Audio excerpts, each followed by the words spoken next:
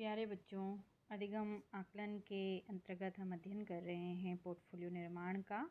और अपने पिछले प्रकरण में हमने पोर्टफोलियो किसे कहा जाता है इसके बारे में विस्तृत चर्चा की। पोर्टफोलियो निर्माण की आवश्यकता क्यों होती है इसके बारे में जाना। पोर्टफोलियो निर्माण के जो स्टेप हैं उसको डिस्कस किया और एक अच्छे पोर्टफोलियो में किन किन चीज़ों को आपको सम्मिलित करना चाहिए उन बिंदुओं के बारे में हमने जानकारी ली। पोर्टफोलियो दो प्रकार का होता है, यह हमने जाना प्रोसेस पोर्टफोलियो और प्रोडक्ट पोर्टफोलियो, जिसमें विद्यालय में प्रोसेस पोर्टफोलियो को अप्लाई किया जाता है। इसके अंतर्गत विद्यार्थी की जो एक सत्र के अंतर्गत जितनी भी क्रियाएं वह निर्वाहित कर रहा है उसके संबंध में प्रगति की जानकारी कलेक्ट किए गए रिकॉर्ड के आधार पर की जाती है और यह सतत रूप से चलता रहता है। और उत्पाद पोर्टफोलियो में कोई स्पेशल अचीवमेंट जो होता है, सबसे बेस्ट अचीवमेंट, उसके बारे में यहाँ पे पोर्टफोलियो क्रिएट किया जाता है। तो दोनों में से प्रोसेस पोर्टफोलियो अप्लाई होता है स्कूल में। विद्यालय पोर्टफोलियो के अंतर्गत विद्यालय का वार्षिक पोर्टफोलियो होता है, सत्रीय पोर्टफोलियो और प्रगति पोर्टफोलियो निर्मित किया जाता है, जिसमें विद्यालय की वार्षिक गतिविधियों का, दायित्वों का पता चलता है, सत्र के अंतर्गत आयोजित होने वाली गतिविधियों का पता चलता है और विद्यालय ने कितनी उन्नति कर ली है उसके बारे में जानकारी प्राप्त होती है। अध्यापक पोर्टफोलियो में अध्यापक के व्यक्तिगत दस्तावेज़ों को कलेक्ट किया जाता है, उसकी कार्यालय फ़ाइल तैयार की जाती है और प्रशासनिक फ़ाइल भी तैयार की जाती है। विद्यार्थी पोर्टफोलियो में व्यक्तिगत पोर्टफोलियो क्रिएट किया जाता है, गतिविधि आधारित पोर्टफोलियो तैयार किया जाता है और कार्यालय पोर्टफोलियो तैयार किया जाता है। इन तीनों बिंदुओं को हमने जाना कि व्यक्तिगत पोर्टफोलियो अधिगमकर्ता का संपूर्ण पोर्टफोलियो होता है, जिसमें उसके अधिगम किया गया जितना भी जीवन का अभी तक कालखंड है उसका पूरा ब्यौरा उसके पोर्टफोलियो, उसके दस्तावेज, उसके रिकॉर्ड में अंकित होता है। विद्यार्थी से संबंधित भविष्य में उसके एजुकेशनल प्रोग्रेस के लिए कोई निर्णय, कोई डिसीजन लिया जा सके, इससे संबंधित पोर्टफोलियो भी क्रिएट किया जाता है। और छात्र कितना उन्नति कर रहा है इससे संबंधित भी पोर्टफोलियो विद्यार्थी के लिए तैयार किया जाता है, जो कि कार्यालय पोर्टफोलियो के नाम से जाना जाता है। अब हम यहाँ डिस्कस करेंगे कि एक अधिगमकर्ता का जो संपूर्ण पोर्टफोलियो है, जिसको कि व्यक्तिगत पोर्टफोलियो भी कहा जाता है, वह कैसे निर्मित किया जाता है। अधिगमकर्ता का व्यक्तिगत पोर्टफोलियो, इसको आप ऐसे भी ले सकते हैं कि ये एक रिज्यूम है, एक बायोडाटा आप क्रिएट कर रहे हैं और जिसको कि आपको कहीं पर स्वयं को किसी पद के लिए आप योग्य मानते हैं और चाहते हैं कि वो संस्था आपको इनवाइट करे और उस संस्था के द्वारा पद निकाले गए हैं, तो अब आप वहाँ सबसे पहले अपना बायोडाटा क्या करेंगे, फॉरवर्ड करेंगे और उनसे यह निवेदन करेंगे कि आप जो पोस्ट आपके यहाँ है या विषय जो आपके यहाँ संचालित होता है उसके लिए आप बहुत एलिजिबल हैं।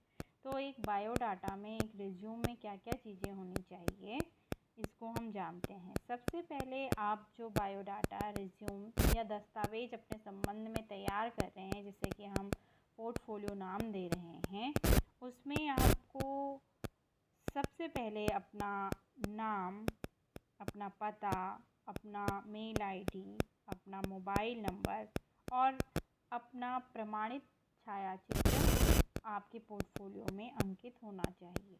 सबसे पहले कार्य है, इसको जनरल इन्फॉर्मेशन भी आप कह सकते हैं। उसके बाद आपका व्यक्तिगत परिचय आ जाता है, जिसमें आप बताते हैं कि आप कैसे व्यक्तित्व को धारित करते हैं, आप पॉजिटिव एटीट्यूड वाले हैं, आप गोल अचीवर हैं, आपको हमेशा कार्य में परिश्रम करना बहुत अच्छा लगता है। जो आपका पॉजिटिव पक्ष है उसको आप क्या करते हैं, डिस्कस करते हैं अपने सामान्य परिचय देने के लिए। इसके बाद जब आप 2-3 लाइनों में इसको लिख लेंगे अपने बारे में, तो उसके बाद अब आपको अपना शैक्षिक ब्यौरा तैयार करना है, जिसमें आपने अपना 10th का विवरण दिया कि आपने 10th किस बोर्ड से किया है, किस ईयर में किया, किस विद्यालय से किया, आपके कितने अंक आए, कितने में से अंक आए, क्या प्रतिशत आपका रहा, क्या विषय आपके रहे, इसकी चर्चा करनी होगी। फिर ऐसे ही 12th, ग्रेजुएशन आपने जो किया, पीजी जो आपने किया है, उसके संदर्भ में आप अपना विवरण देते हैं। जब आप अपना शैक्षिक ब्यौरा दे चुके होते हैं तो उसके बाद एक नया कॉलम आप फिर क्रिएट करेंगे और नई इन्फॉर्मेशन उसमें देंगे कि आपने कितने राष्ट्रीय राज्य स्तरीय प्रतियोगिताओं में प्रतिभाग किया है। जो भी आपने नेशनल, इंटरनेशनल और स्टेट लेवल पे पार्टिसिपेशन किया है और आपने उसका प्रमाण पत्र अचीव कर रखा है, रिसीव कर रखा है, तो आप उसका ब्यौरा भी देंगे। वहाँ पे आपके कल्चर एक्टिविटीज़ भी हो सकता है, वहाँ पे आपने सेमिनार में प्रतिभाग किया, ये हो सकता है, ये सारी चीज़ें। नेक्स्ट कॉलम में आपके कितने शैक्षिक क्रियाओं में आपने प्रतिभाग किया, वो अनुसंधान से संबंधित हो सकती है, वो प्रोजेक्ट से संबंधित हो सकती है, वो फील्ड वर्क से रिलेटेड हो सकती है, उसका ब्यौरा भी आपने देना है। फिर अन्य कोई अचीवमेंट आपने लिया हुआ है तो उसका भी आप क्या देंगे, ब्यौरा देंगे। फिर आप स्वयं के बारे में 5 कम से कम 5 बातें आप लिखेंगे और इन बातों को आप क्यों वो करते हैं कि आपको लगता है कि आपके अंदर है, उस स्ट्रेंथ जिसे कहा जाता है, अपनी स्ट्रेंथ को आप बताएंगे 5 पॉजिटिव उसमें। इसके बाद आप घोषणा करेंगे कि मैंने जो भी बात कही वो सत्य कही गई है और अंत में आप अपना नाम लिखते हैं और दिनांक लिखते हैं और स्थान का नाम लिखते हैं और आपका रिज्यूम तैयार हो जाता है। अब बात आती है कि अगर हम A4 साइज़ के पेपर में सारा वर्क कर रहे हैं तो कहाँ किस चीज़ को व्यवस्थित किया जाएगा। A4 साइज़ के पेपर में आपको सबसे पहले पेपर का मार्जिन सेट कर देना है। जैसे ही आप मार्जिन सेट कर देंगे तो आपका कार्य होगा कि आप टॉप में राइट साइड अपना फ़ोटो चस्पा करेंगे और टॉप में ही लेफ़्ट साइड आप अपना नाम, अपना पता, अपना ईमेल आईडी, फ़ोन नंबर, ये सारी डिटेल लिखेंगे।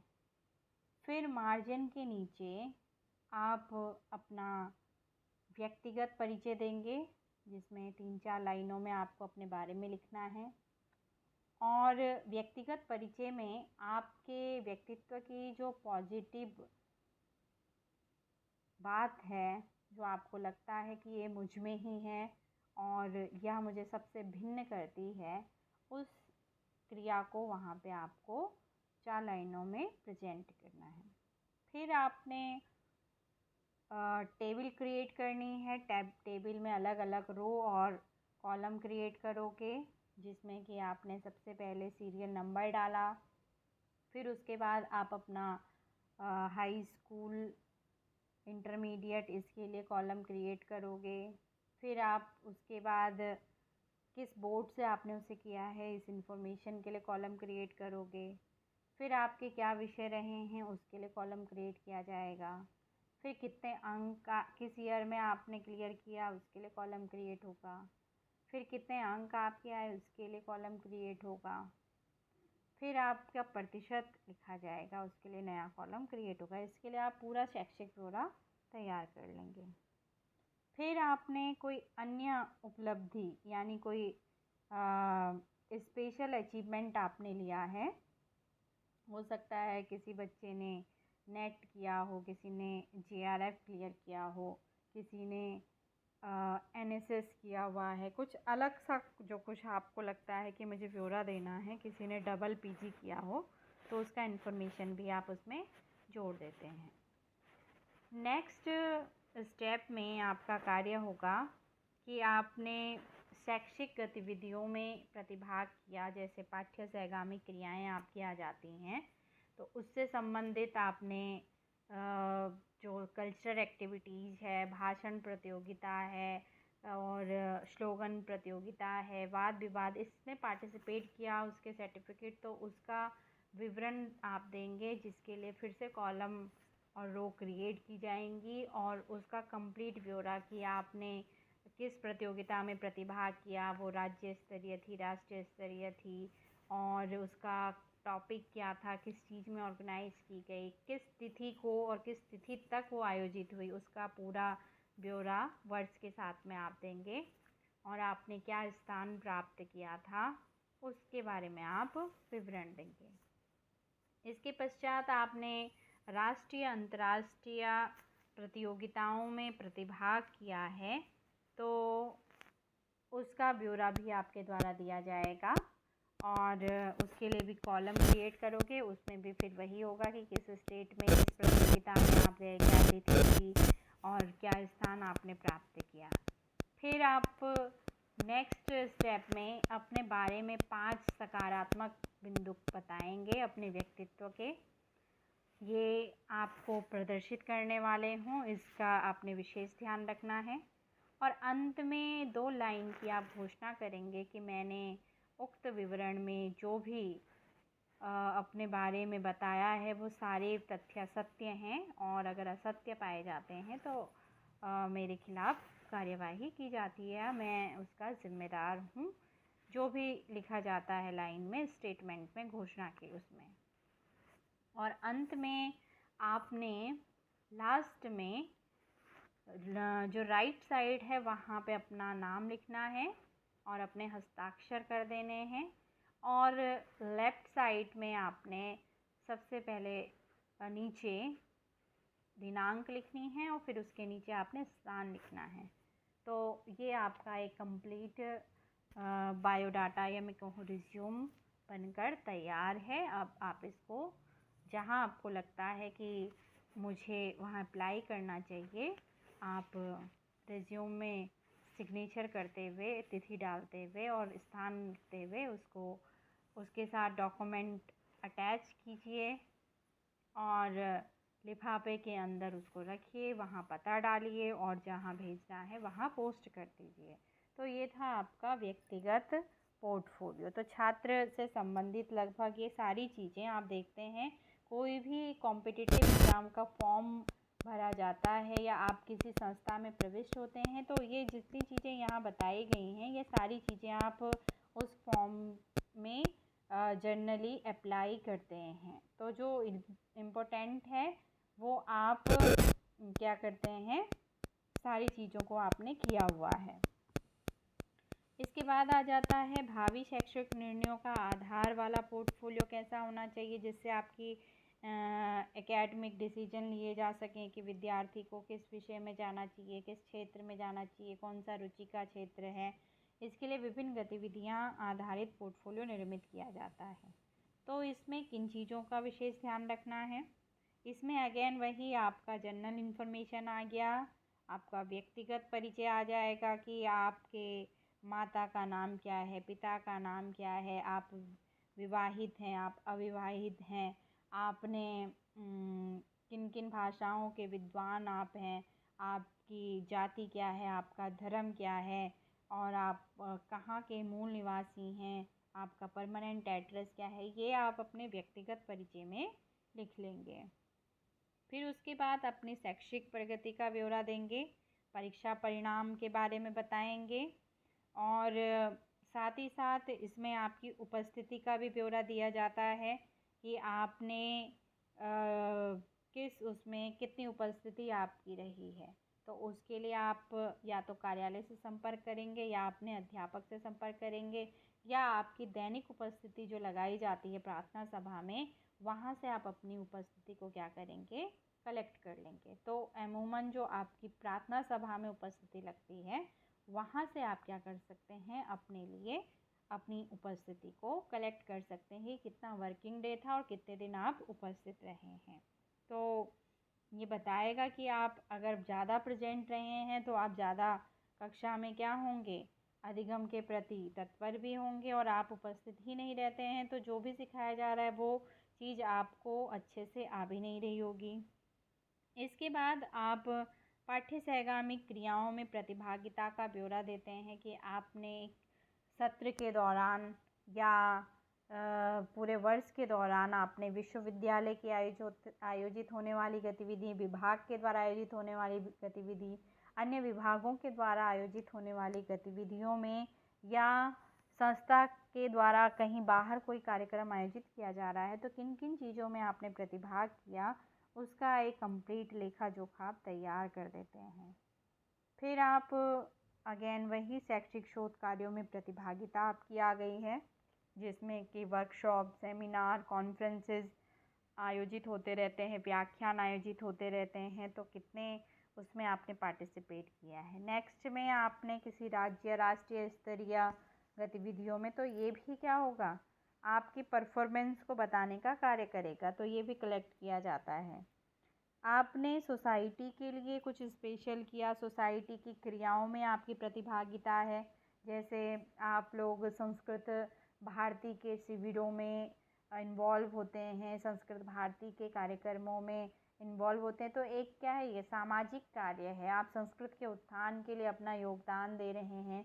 ऐसे ही अन्य कोई और कार्यक्रम आपके द्वारा किया जाता है तो उसको भी आप क्या करेंगे, अपने बायोडाटा में मेंशन करेंगे।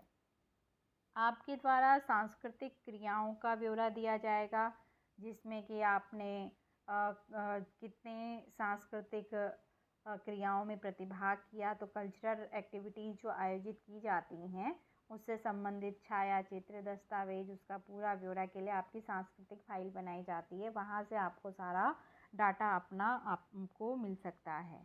आप अंत में जब इसे सबमिट करेंगे तो अगेन आप राइट साइड अपना नाम लिखेंगे और लेफ़्ट साइड अपने गुरु का नाम लिखेंगे और उस किस दिन उसे सबमिट किया जा रहा है उसकी तिथि और उसके स्थान का विवरण देंगे और अपने पोर्टफोलियो को क्या करेंगे, गतिविधि के रूप में अध्यापक के पास आप सबमिट करते हैं। नेक्स्ट आ जाता है छात्र प्रोन्नति परिसूचक पोर्टफोलियो, स्टूडेंट प्रोग्रेस रिपोर्ट, जिससे पता चलती है। तो ये कार्यालय पोर्टफोलियो भी इसे कहा जाता है। तो कार्यालय में आपकी किन किन चीज़ों का होना आवश्यक है, तो ऑफिशियल पोर्टफोलियो में सबसे पहले विद्यार्थी का प्रवेश फॉर्म और स्थानांतरण पत्र को क्या किया जाता है, सबमिट किया जाता है। आप प्रवेश फॉर्म के साथ साथ जितनी इन्फॉर्मेशन आपने दी है उसके दस्तावेज लगाते हैं, अपना TC CC उसके साथ अटैच करते हैं। फिर उसके बाद विद्यार्थी का जो स्वास्थ्य परीक्षण हुआ है उसका कैरेक्टर सर्टिफिकेट जो है वो कार्यालय के पास होना चाहिए। कहीं ऐसा तो नहीं है कि जो विद्यार्थी आया है वो क्रिमिनल टाइप का था और बिना उसके कैरेक्टर वेरिफिकेशन के ही उसको प्रविष्ट कर दिया गया है, वो अत्यधिक रूप से बीमार रहता है और वो स्वस्थ नहीं, और आप उसको ऐसे उसमें प्रविष्ट कर रहे हैं जहां उसकी उपस्थिति अनिवार्य है, तो वो सदैव क्या रहेगा, अधिक से अधिक अनुपस्थित रहेगा, तो जिससे विभाग भी प्रभावित होगा, विद्यार्थी स्वयं क्या होगा, प्रभावित होगा। तो इसके लिए प्रवेश के समय ही क्या ले लिया जाता है, फिजिकल फिटनेस सर्टिफिकेट और कैरेक्टर सर्टिफिकेट ले लिया जाता है। साथ ही साथ उसके संपूर्ण शैक्षणिक ब्यौरा से संबंधित दस्तावेज कलेक्ट किए जाते हैं, जो कि आपको दर्शाएंगे कि आपने जिस प्रोग्राम में एडमिशन लिया है उस प्रोग्राम के लिए आप एलिजिबल हैं या नहीं हैं, वो दस्तावेज पूर्ण विवरण देंगे। आपका स्थायी पता, आपका निवास वर्तमान का, जो आपके गार्जियन हैं उनका विवरण, उनका संपर्क सूत्र, उनका मेल ID, वो भी आपको क्या करना पड़ेगा, प्रोवाइड करना पड़ेगा। कई बार विद्यार्थी की इन्फॉर्मेशन किसको प्रोवाइड की जाती है, पेरेंट्स को प्रोवाइड की जाती है, तो ये भी आवश्यक रूप से क्या करके रखना चाहिए, कलेक्ट करके रखना चाहिए। जितने भी आपने सत्र के दौरान गतिविधियां आयोजित की, कार्यालय से सत्र के दौरान जो भी आपने संपर्क किया है, आपने कहीं इसके लिए अध्ययनरत प्रमाण पत्र लिया, चरित्र प्रमाण पत्र लिया है या कोई अन्य दस्तावेज जो समय समय पर कार्यालय के द्वारा चाहा जा रहा है, तो उससे संबंधित दस्तावेज भी कार्यालय के पास क्या होंगे, सबमिट होंगे। कोई अन्य महत्वपूर्ण दस्तावेज जो कार्यालयी दायित्वों की पूर्ति के लिए अनिवार्य है, वो भी आपसे क्या किया जाता है, कलेक्ट किया जाता है। तो ये 3 तरीके के पोर्टफोलियो हैं जो आपके बारे में क्या देते हैं, संपूर्ण जानकारी देते हैं। आपका व्यक्तिगत पोर्टफोलियो, आपकी गतिविधि, जितनी एक्टिविटी में आपने पार्टिसिपेट किया है उससे संबंधित पोर्टफोलियो, और आपके कार्यालय का पोर्टफोलियो। तो पोर्टफोलियो में हमने जो अध्ययन किया, अब उसका महत्व हम जान लेते हैं कि छात्र पोर्टफोलियो का क्या इम्पोर्टेंस है। जब भी कोई पोर्टफोलियो क्रिएट किया जाता है या करवाया जाता है, तो इसमें जो भी आपने या टीचर कर रहा है या स्कूल का पर्यवेक्षक के रूप में प्राचार्य कर रहा है, तो आपका जो कंप्लीट ऑब्जर्वेशन किया गया है, तो उस कंप्लीट ऑब्जर्वेशन को एक साक्ष्य के रूप में प्रस्तुत किया जा सकता है। चाहे आपने खुद अपने को असेस कर रहे हैं आपकी मैं बहुत अच्छा करता हूँ, मैंने इसमें प्रतिभाग किया, तो अध्यापक हो, प्रिंसिपल हो या स्वयं आप हैं, उस दस्तावेज को किस रूप में प्रयोग में लेके आते हैं, साक्ष्य के रूप में, प्रमाण के रूप में यूज में लेके आते हैं, जो बताता है कि आप अपने कार्य में आपने इतनी प्रोग्रेस की, आपने इतना अपना प्रतिभागिता सुनिश्चित की है। साथ ही साथ पोर्टफोलियो आपको समीक्षा का अवसर देता है, आपको चिंतन का अवसर देता है। जब आप पोर्टफोलियो का अध्ययन कर रहे होते हैं, उसमें लगे हुए दस्तावेजों का अवलोकन कर रहे होते हैं, तो आपको पता चलता है अपनी प्रोग्रेस रिपोर्ट कि मैंने कहाँ से शुरू किया था और मैं कहाँ पर अभी स्टैंड कर रहा हूँ। आप अपने पोर्टफोलियो के आधार पर अपने लिए नए प्लान क्रिएट कर सकते हैं, आप अपने लिए नए आयामों की खोज कर सकते हैं, क्योंकि अगर आप मल्टी एक्टिविटी में पार्टिसिपेट करते हैं तो इसका अर्थ है आपकी रुचि उस क्षेत्र में है और आपका कैरियर भी उस क्षेत्र में बन सकता है। तो आप अपने लिए भविष्य के लिए नए मार्गों का क्या कर सकते हैं, निर्माण कर सकते हैं।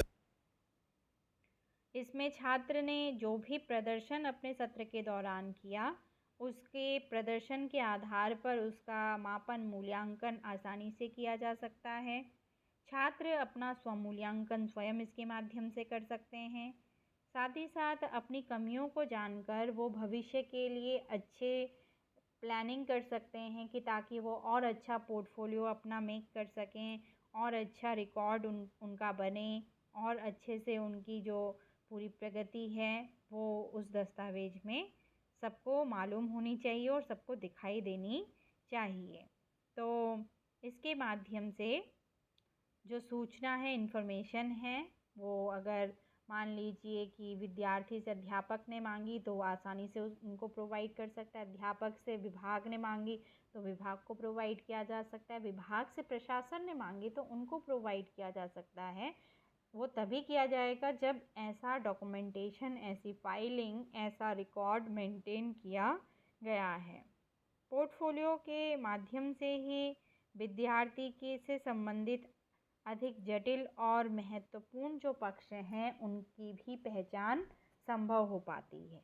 तो बिना पोर्टफोलियो के ये गतिविधि नहीं हो सकती है, इसीलिए आवश्यक है कि जो कार्यालय पोर्टफोलियो है, जो आपका विद्यार्थी के गतिविधियों से संबंधित पोर्टफोलियो है, जो विद्यार्थी के व्यक्तिगत जीवन से संबंधित पोर्टफोलियो है, छात्र प्रोन्नति के लिए इनका निर्माण अवश्य करवाया जाना चाहिए। साथ ही साथ यह भी विशेष ध्यान रखा जाना चाहिए कि एक अधिगमकर्ता की जो उन्नति है, जो प्रगति है और उस प्रगति के मार्ग में जो बाधाएं उत्पन्न हो रही हैं, जो समस्या उत्पन्न हो रही है, उसमें निराकरण के रूप में पोर्टफोलियो बहुत ही अहम भूमिका निर्वाहित करता है।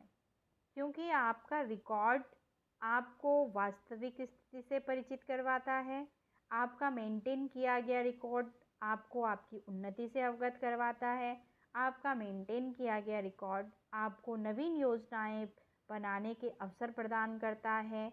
आपको योजनाबद्ध तरीके से क्रिया करने के लिए प्रेरित करने का कार्य करता है। तो पोर्टफोलियो असेसमेंट एक बहुत ही महत्वपूर्ण पक्ष है और इस पक्ष का अध्यापक के द्वारा विशेषतः क्या किया जाना चाहिए, यूटिलाइज किया जाना चाहिए। तो ये था आपका अधिगम आकलन की चतुर्थ इकाई से संबंधित छात्र पोर्टफोलियो का निर्माण किस प्रकार से किया जा सकता है।